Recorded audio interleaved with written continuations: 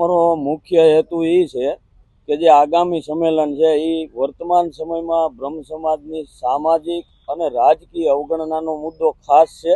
આ ઉપરાંત અમારી જે પડતર માંગણીઓ છે, કર્મકાંડી બ્રાહ્મણોને લગતી છે, દેવસ્થાનોને લગતી છે, EWSને લગતી છે, આ તમામ માંગોને અમે રજૂ કરી શકીએ અને અમારી આખો ગુજરાત બ્રહ્મ સમાજ પોતાની લાગણીને વ્યથા રજૂ કરી શકે એના માટેથી આમ ગણો તો જેને શક્તિ પ્રદર્શન કહી શકાય એવું શક્તિ પ્રદર્શન સ્વરૂપે અમારું સંમેલન આગામી 7 ડિસેમ્બર છે।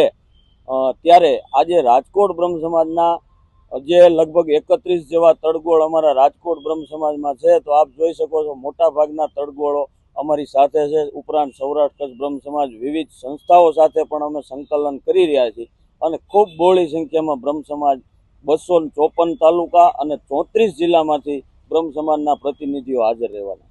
મુખ્ય માંગમાં વર્તમાન સમયમાં રાજકીય પક્ષો બ્રહ્મ સમાજની સતત ઉપેક્ષા કરી રહ્યા છે। આજે ક્યાંક ને ક્યાંક એવું લાગી રહ્યું છે, એક પક્ષને એવું લાગે છે કે આ અમારી વોટ બેંક છે, ક્યાં જવાના છે, બીજા પક્ષને એવું લાગે છે કે આ અમારામાં આવવાના નથી।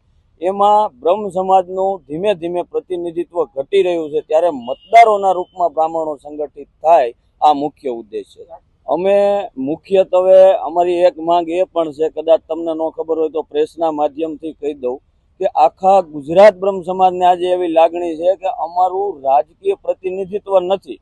વ્યક્તિગત કદાચ કોઈને આપતા હોય તો એની સામે અમને વાંધો ન હોય શકે, અમે ખુશ છીએ, પણ બ્રહ્મ સમાજને એવું લાગે છે કે અમારા પ્રતિનિધિ જે સમાજ સાથે કનેક્ટ હોય એવા કોઈ પ્રતિનિધિઓ હાલની સરકારમાં અમને દેખાતા। એમાં પણ આજ આપ જોવો છો કે અલગ અલગ બધા રિઝર્વેશન આવે છે, એમાં બ્રહ્મ સમાજ જ વધારે કપાતો હોય છે, તો EWSને પણ હું એવું માનું છું કે EWSના માધ્યમથી પણ જે એમાં અમારા રાજકોટ બ્રાહ્મણો પણ આવેલા છે તો એમને પણ પ્રતિનિધિત્વ મળવું જોઈએ। હાલ તો અમે કોઈ રાજકીય આગેવાનોને આમંત્રણ આપેલ નથી। આ ફક્ત બ્રહ્મ સમાજને એકજૂટ કરી અને વેરવિખેર જે બ્રહ્મ સમાજ છે એને એક નવી દિશા આપવા માટેનું કામ છે। એટલે અમે એવું ઈચ્છીએ છીએ કે રાજકારણ આ કાર્યક્રમથી દૂર રહે। અમારા અંદાજ મુજબ 40,000 થી લઈને લાખ સુધીના બ્રાહ્મણો ઉપસ્થિત રહી શકે।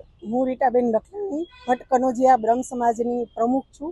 આ 10 વર્ષથી આ સમાજ પ્રત્યે લાગણીથી મેં કામ કરું છું। મિલનભાઈ સાથે, કશ્યપભાઈ સાથે, બધા સમસ્ત બ્રહ્મ સમાજમાં અને સૌરાષ્ટ્ર કચ્છ બધી જગ્યાએ જ્યાં જ્યાં બ્રાહ્મણો છે ત્યાં ત્યાં બધાને જે રીતે મારીથી મદદ થાય એ રીતે હું કરું છું। અત્યારે જે ભાઈ સંમેલન કરવા જઈ રહ્યા છે તો બધી જગ્યાએથી ને લેડીઝોના, મહિલાઓના મને ફોન પણ આવે છે, ઘણી જગ્યાએથી બસ ભરવાની આવે છે, તો એ લોકો પણ અમને કહે છે કે બેન અમે લોકો આવી રહ્યા છીએ અને ઘણો ઉત્સાહ જોવા મળી રહ્યો છે।